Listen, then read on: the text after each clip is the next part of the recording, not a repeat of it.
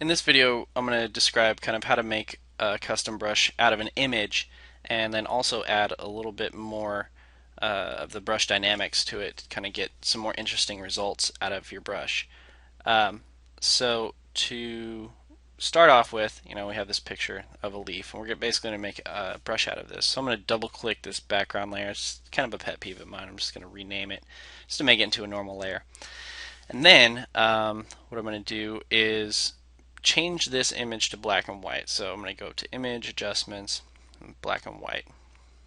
I'm not using the adjustment layers here because it's not really a big deal. I'm just going to kind of just need the values of this. You can kind of adjust the green slider for this particular image.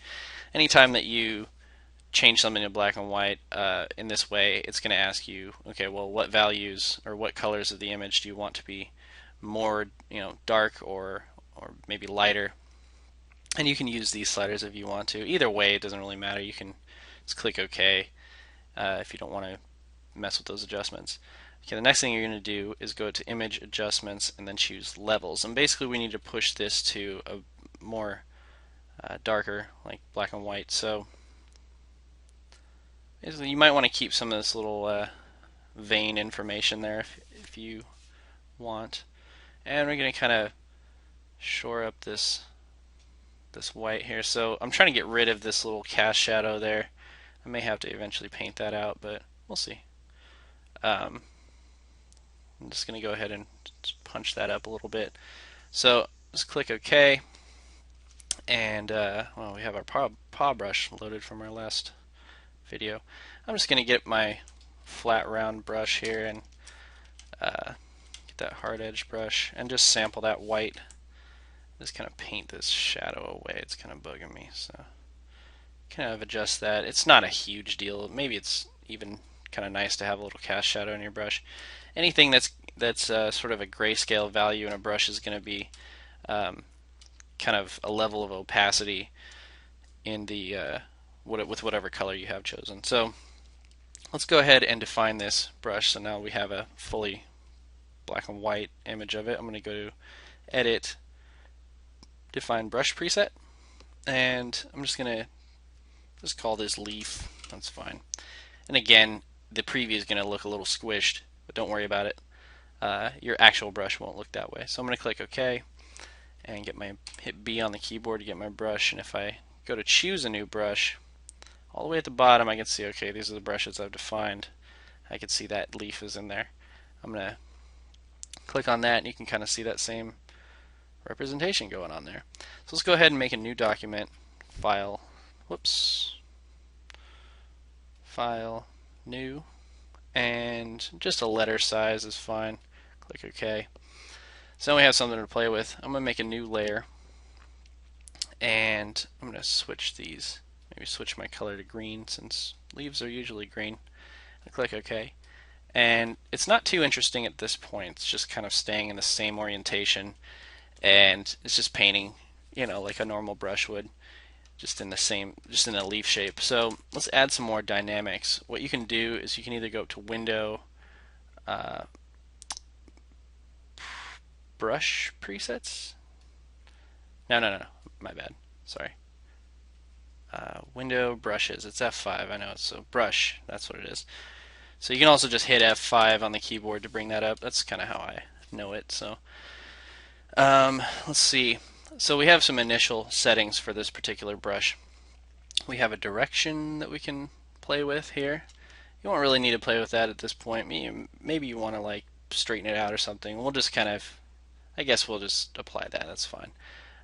You also have the size at which it starts out at. So right now it's at 408 pixels. That's how big the brush was when we first defined it.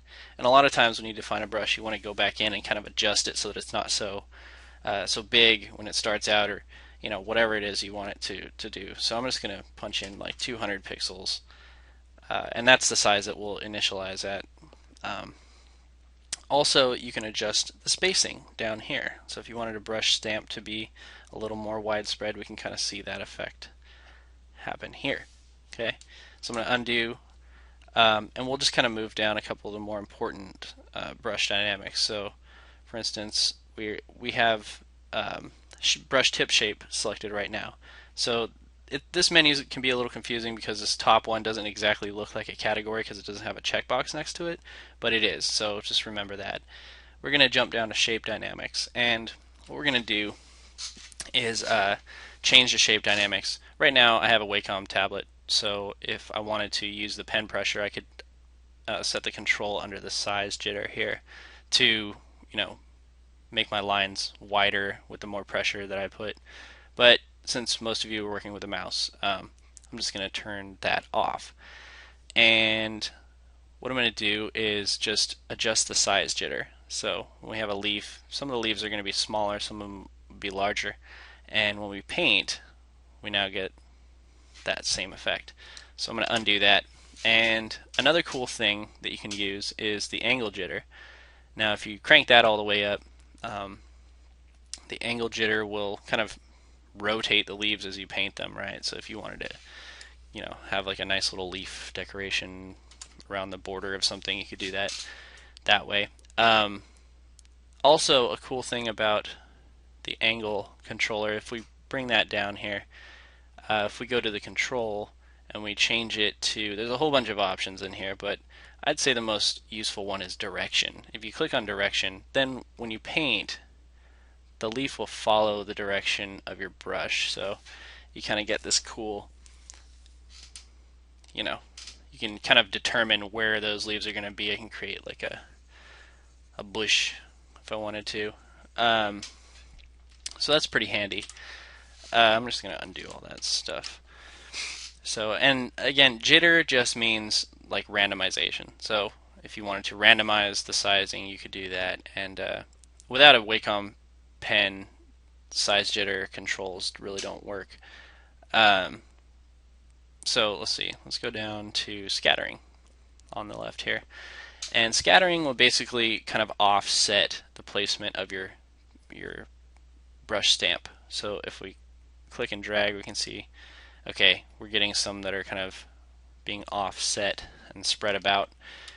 So that can be handy if you want to kind of spread and kind of randomize the placement of your brush tip shape.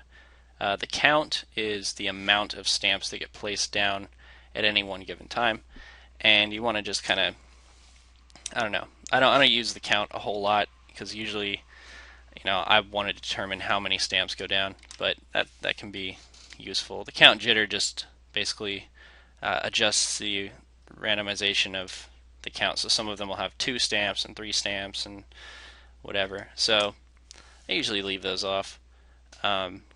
Let's see, we've got a little more time here. So another cool thing here is color dynamics. Color dynamics will allow you to kind of shift the colors of your brush and enable you to have like 2 different colors that kind of blend.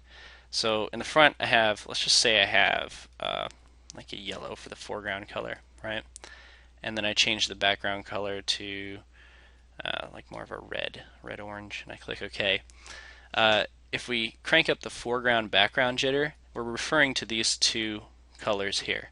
So when I paint, you can see that I get kind of randomized colors between the range of color that I've chosen here.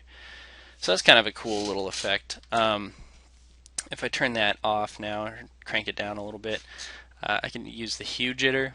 The hue jitter will basically use the entire color wheel, depending on how high the hue jitter goes. So if you put it down a little, like 5%, you're not going to see much in the way of like jumping off the base color. So we're seeing some greens and maybe a little bit darker oranges here, or yellows rather, but we're not going too far off the base color.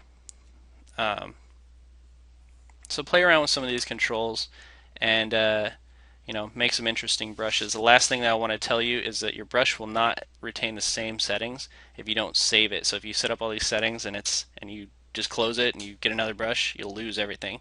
So what you want to do is go to the little list icon here, go to New Brush Preset, and call it something like Leaf Dynamic.